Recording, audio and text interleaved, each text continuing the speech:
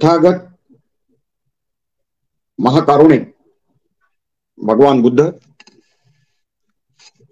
बोधिसत्व परम पूज्य डॉक्टर बाबा साहब अंबेडकर, सदगुरु कबीर महाराज, देवनाम प्रिय प्रियदर्शी सम्राट अशोक और बहुजन संगठक पेज पर जो मुझे सुन रहे हैं वो सारे भारतीय नागरिक भाइयों और बहनों, मैं आज खास करके एक नया विषय लेकर आपके साथ में संवाद कर रहा हूं। बुद्ध विहार समन्वय समिति ने 2014 से बुद्ध विहारों के कोऑर्डिनेशन का काम शुरू किया और आज पूरे देश में 23 राज्यों में हमने कदम रखे। 2017 में बुद्ध विहारों का कोऑर्डिनेशन करने के लिए कॉमन मिनिमम प्रोग्राम क्या है, इसका चिंतन करके हर बुद्ध विहार पाली भाषा का प्रचार केंद्र बने, इसके लिए हमने पाली भाषा प्रचार प्रसार परीक्षा का आयोजन शुरू किया। आज 5 साल हुए। इस साल 2023 की परीक्षा में 22,000 लोग बुद्ध विहारों में पाली भाषा प्रचार प्रसार परीक्षा में उन्होंने हिस्सा लिया। पाली भाषा यह ऐसी भाषा है जिसमें बुद्ध वचन है। बुद्ध ने अपने जमाने में लोगों को मना किया था कि संस्कृत भाषा का कोई प्रयोग ना करे, क्योंकि संस्कृत भाषा केवल ब्राह्मण लोग जानते हैं और ब्राह्मण लोग शूद्रों को संस्कृत पढ़ाने के लिए विरोध करते हैं और उसको ये संस्कृत सुनना, बोलना, लिखना ये शूद्रों के लिए बंधन कर दिया था। इसलिए भगवान बुद्ध ने कहा कि मेरा धम्म ये लोक भाषा में जो लोग दैनंदिन रोजाना जीवन में जिस भाषा का प्रयोग करते हैं उस भाषा में धम्म का प्रचार हो, और इसीलिए संस्कृत की मैं किसी को इजाजत नहीं दूंगा। तो पाली भाषा में ही सब भगवान बुद्ध ने जो प्रचार प्रसार किया वो सब पाली भाषा में ही किया। बुद्ध वचन, त्रिपिटक, ये सारे पाली भाषा में है और कई साल हो गए कि पाली भाषा बुद्ध धम्म के साथ साथ पाली भाषा का भी जो खात्मा किया गया था भारत में, उसका खात्मा हुआ। पुष्यमित्र श्रृंग ने जब प्रतिक्रांति की तब। लेकिन सिलोन में दुनिया के और हिस्से में त्रिपिटक था और ये पाली भाषा में था। और इसीलिए अगर बुद्ध वाणी को लोगों के हृदय तक अगर पहुंचाना है तो पाली भाषा का प्रसार प्रचार करना ये धम्म का एक अंग हो जाता है। और इसीलिए हमने जब परीक्षा का आयोजन किया तो दो बातों को हमने हासिल किया। पहला, बुद्ध विहारों को जोड़ने के लिए पाली भाषा परीक्षा का समाज को लाभ मिला। और दूसरी बात हमने हासिल की कि पाली भाषा का प्रसार प्रचार करने के लिए लोगों को हमने इस आंदोलन के तहत जोड़ा। पाली भाषा का प्रसार प्रचार एक आंदोलन बने, ये जनता का आंदोलन बने, जनता का मिशन, जनता की मिशन बने। और लगातार कोशिश करके धीरे धीरे हम आगे बढ़ते रहे। और 5 साल के दौरान हम आज 22,000 लोगों तक ये परीक्षा को लेकर गए। अभी हमने दूसरा कदम डाला। दूसरा कदम यह है कि पाली भाषा का अखिल भारतीय लेवल पर हर साल साहित्य का सम्मेलन का आयोजन हो। इसके पहले नागपुर में आवाज इंडिया टीवी की तरफ से यह प्रयास अमन कामड़े जी ने किया था। मैं उनको बहुत बहुत धन्यवाद देता हूं। भले वो पहला प्रयास था लेकिन वो प्रेरणादायी था, इसलिए हम लोग उसको अखिल भारतीय पाली भाषा पहला साहित्य सम्मेलन कहते हैं। और इसीलिए ये जो अखिल भारतीय पाली भाषा साहित्य सम्मेलन 17 और 18 फरवरी 2024 को डॉक्टर बाबा साहेब अंबेडकर ऑडिटोरियम दीक्षा भूमि में 2 दिन का ये सम्मेलन हमने आयोजित किया। आज की तारीख में कुछ लोग बोल रहे मनुवादी कि रामराज्य की शुरुआत हो गई। तो राम राज्य की शुरुआत काल्पनिक राम को लेकर हो रही।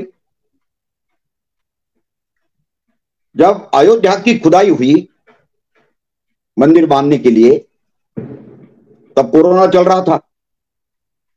कोरोना के काल में खुदाई हुई और वहां से सारी बुद्ध मूर्तियां ही निकली। यानी वहां पे पहले कभी मंदिर नहीं था। मस्जिद जो बनाई वो बुद्ध विहार के ऊपर बनाई थी। और ये अयोध्या का नाम पहले साकेत हुआ करता था। और सम्राट अशोक ने जब पूरे जम्बूद्वीप में अपना साम्राज्य फैलाया तो ये साकेत का जो राजा था वो अशोक के साम्राज्य में उनका मांडलिक हो गया और वहां पे कोई युद्ध नहीं होगा ऐसा करार हो गया। इसीलिए उसको साकेत को अयोध्या तब से कहा जाता था। कभी अयोध्या अयोध्या, अयोध्या से अयोध्या अपभ्रंश हो गया। कभी अयोध्या कहते थे, कभी साकेत कहते थे। असली नाम साकेत था और बाद में उसका नाम आज ये लोग जो ले रहे हैं वो अयोध्या का ये नाम आज प्रचलित हो गया। साकेत ये लुप्त हो गया। इसीलिए ऐसे समय में पाली भाषा का अखिल भारतीय साहित्य सम्मेलन होना एक बहुत महत्वपूर्ण ये घटना है, ऐसा मैं मानता हूं। बुद्ध वचनों से जब भी किसी भी संप्रदाय के, भाषा के, देश के लोगों का संपर्क आएगा तो वो लोग अगर सही ढंग से, इच्छा से, ईमानदारी से बुद्ध का उपदेश सुनेंगे तो उन्हें निर्वाण का परम सुख प्राप्त हो जाता है। और बाबा साहब डॉक्टर भीमराव अंबेडकर कहते थे कि धम्म का प्रचार करना यह मानवता की सेवा है, और ये मानवता की सेवा करने के लिए पाली भाषा का प्रचार करना ये उसका एक अंग है। और हम संकल्प करते हैं महाराष्ट्र में नागपुर की धरती पर बुद्ध धम्म का पुनरुज्जीवन हुआ, लाखों लोगों ने धम्म दीक्षा ली। उसी जगह से डॉक्टर बाबा साहब अंबेडकर स्मारक समिति को हमने आगे करके बुद्ध विहार समन्वय समिति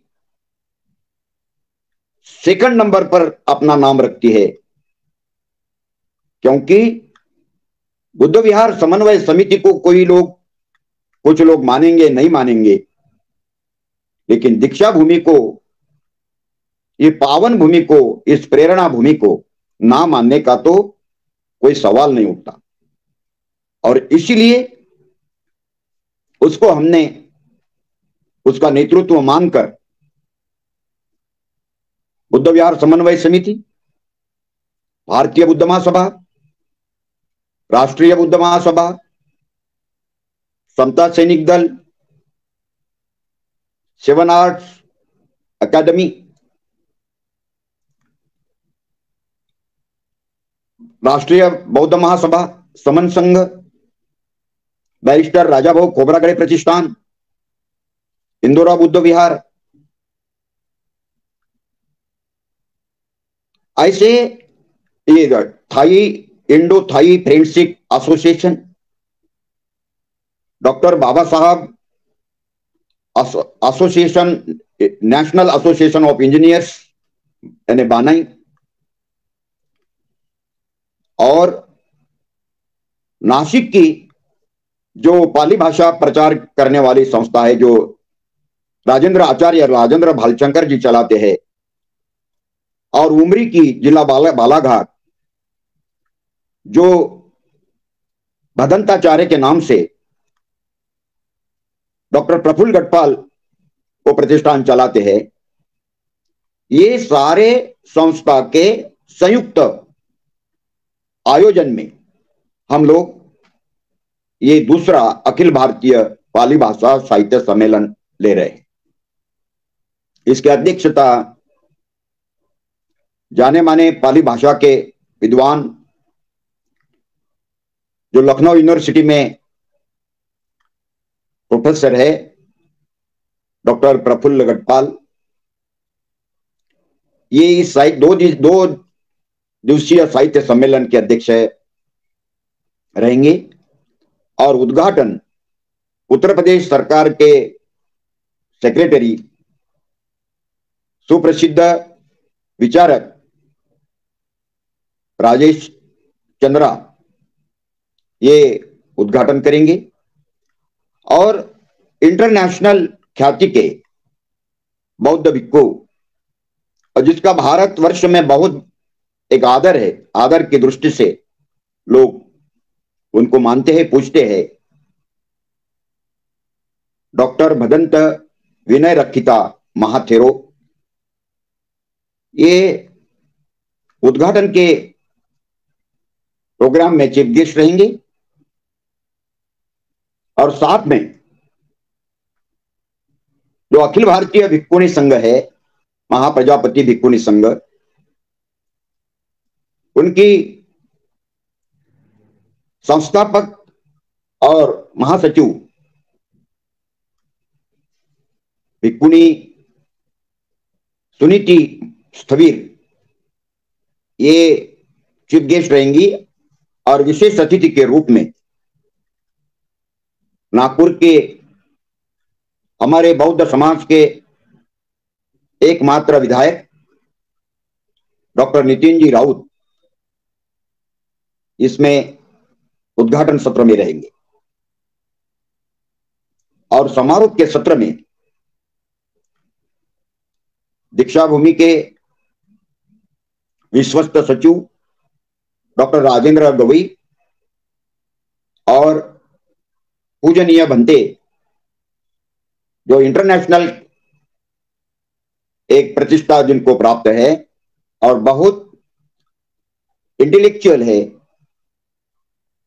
पूज्य भंते विमल कीर्ति गुणश्री, ये चीफ गेस्ट रहेंगे। इसमें 5 सत्र हो गए। 5 सत्र में पहला सत्र के अध्यक्ष नागपुर यूनिवर्सिटी में जो पाली विभाग, प्राकृत विभाग है, बुद्धिस्ट स्टडी विभाग है, उसके एचओडी डॉक्टर नीरज मोदी के पहले सत्र के अध्यक्ष होंगे। दूसरे सत्र के अध्यक्ष आचार्य सुधाकर राव चौधरी होंगे, नागपुर के, जो पहली स्कूल थी जिसमें पाली पढ़ाया जाता था, जाईबाई चौधरी स्कूल में। तीसरे सत्र के जो अध्यक्ष होंगे वो आचार्य राजेंद्र भालशंकर जी होंगे। चौथे सत्र के अध्यक्ष होंगे डॉक्टर कीर्तिराज लोनारी जी और 5वें सत्र के अध्यक्ष होंगे डॉक्टर बाबा साहब आंबेडकर लेखन और साहित्य जो कमेटी है महाराष्ट्र गवर्नमेंट की, उसके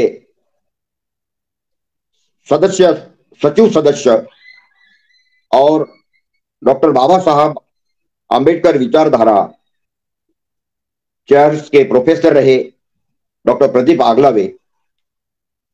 ये 5 लोग 5 सत्र के अध्यक्ष होंगे। और इसमें लखनऊ से दयासागर बौद्ध, राजेश जी चंद्रा भी एक सत्र में बात करेंगे। हैदराबाद के प्रोफेसर धर्मपाल बौद्ध, देहरादून से professor doctor Neelima Chauhan, Rohit doctor Sanchi से डॉक्टर रमेश रोहित, नागपुर के एक स्कॉलर है डॉक्टर सविता कामरे, और 1-2 नाम छूट सकते हैं मेरे बताने में। ऐसे 5 सत्र में 15 लोग इसमें अपने विचार 5 विषयों पर अपनी चर्चा करेंगे। और वो चर्चा पाली साहित्य का महत्व बढ़ाएंगी, पाली साहित्य का भिन्न भिन्न भाषा में जब तक के भाषांतर नहीं होता तब तक के बुद्ध के वचन लोगों के दिल और दिमाग तक नहीं पहुंच पाते। और ये सारी चर्चा ये कैसे करना है, इसके लिए हमने क्या करना है, इसके ऊपर में, और पाली साहित्य की महत्ता क्या है, पाली साहित्य का स्वरूप क्या है, पाली साहित्य का उगम कैसा हुआ, उसका विकास कैसा हुआ और वर्तमान क्या है, इन सारी बातों पर गंभीरता से चर्चा होगी। और हर साल जगह बदलकर अलग अलग राज्यों में अखिल भारतीय स्तर का ये पाली भाषा साहित्य सम्मेलन का आयोजन हम लोग साल में एक बार करेंगे। हम लोग गवर्नमेंट को रिक्वेस्ट करते हैं कि जैसा संस्कृत विद्यापीठ बनाया वैसा पाली विद्यापीठ भी बनाओ। शासकों ने यूपीएससी के अभ्यास से पाली भाषा का विषय हटा दिया जो नहीं हटाना था, क्योंकि पाली भाषा तो इंटरनेशनल लैंग्वेज है। जैसे अंग्रेजी लैंग्वेज दुनिया में सब राष्ट्रों में लोग पढ़ते हैं, तो ये पाली भाषा भी बुद्ध और उनके धम्म का अभ्यास करने वाले दुनिया के कोने कोने में जो लोग हैं वो पाली भाषा का अभ्यास करते पढ़ते हैं, इसलिए वो इंटरनेशनल लैंग्वेज हो गई।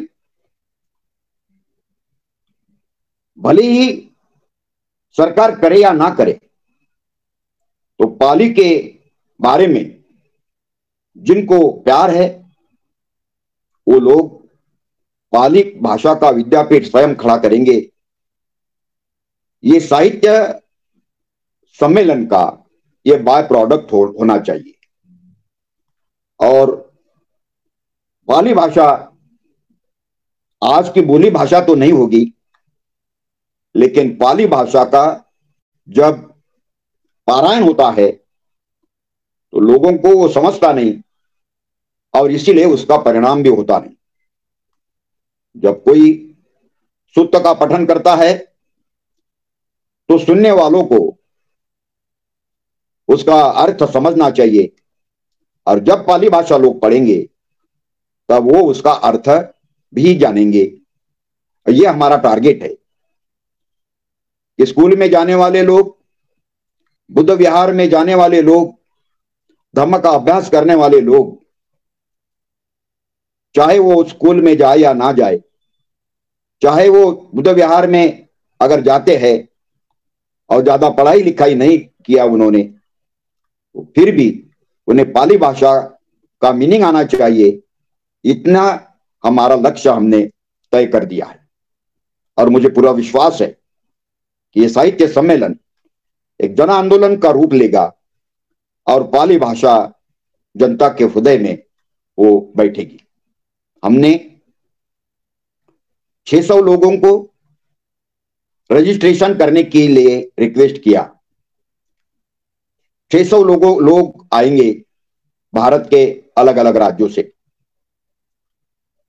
हर एक प्रतिनिधि 500 रुपए देकर अपना रजिस्ट्रेशन करेगा, अपना खर्चा खुद उठाएगा। किसी भांडवलदार अमीर आदमी के भरोसे यह आंदोलन नहीं चलेगा। हर आदमी एक आंदोलक होगा, हर उपासक एक आंदोलक होगा, और वो खुद अपना खर्चा जब तक उठाता नहीं तब तक वो उसका आंदोलक होने का प्रमाण मिलता नहीं। बुद्ध विहार समन्वय समिति ने पहला जो फंड है उसके लिए रिजर्व रखा, और जो परम पूज्य डॉक्टर बाबा साहब अंबेडकर स्मारक समिति दीक्षा भूमि वो सहयोग करेगी, और जो सहभागी संस्था है वो सहभागी संस्था का भी अपना थोड़ा थोड़ा योगदान होना चाहिए, और मुझे यकीन है कि वो भी होगा। और बिना किसी शासन के मदद से हम लोग ये अखिल भारतीय पाली भाषा साहित्य सम्मेलन का आयोजन हर साल करते रहेंगे।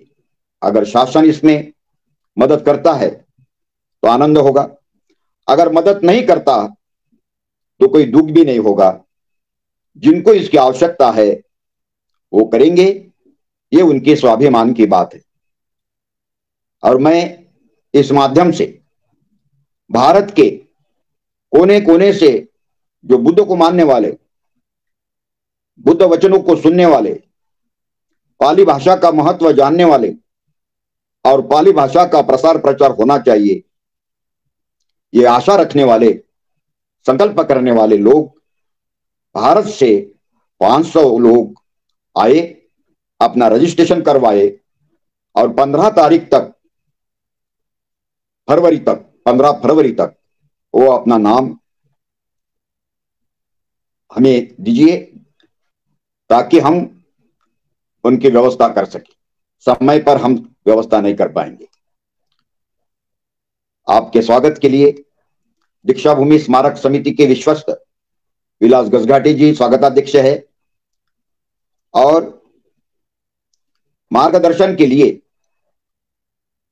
Bhimrao Vaidya, Aman Kamle, doctor Siddharth Kamble, doctor Siddharth Gaikwad, doctor Savita Kamble, doctor Saroj Dange,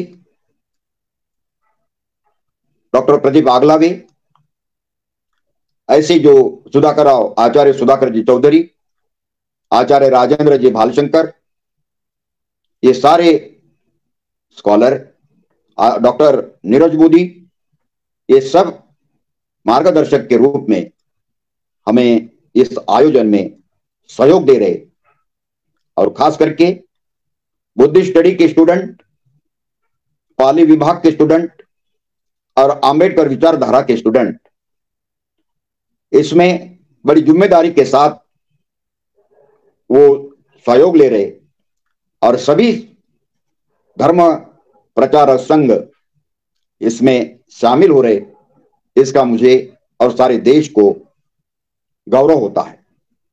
उन सभी का स्वागत करते हुए और हम लोग पूरा नागपुर आने वाले सभी बौद्ध उपासक, पाली भाषा के प्रचारक, पाली के जानकार उनके स्वागत के लिए और उनके सेवा के लिए तत्पर है। हम लोग 17 फरवरी को हम मिलेंगे। इसी उम्मीद के साथ में मैं ये निमंत्रण पूरे भारत के लोगों को देता हूं और आशा करता हूं कि आप सहयोग करेंगे। इसी आशा के साथ में आपने मुझे सुना, इसके लिए मैं आपका धन्यवाद अदा करते हुए मैं आपकी मंगल कामना करता हूं और मेरे वाणी को विराम देता हूं। नमो बुद्धाय। जय भीम, जय ज्योतिबा, जय संविधान, जय लोकशाही, जय भारत।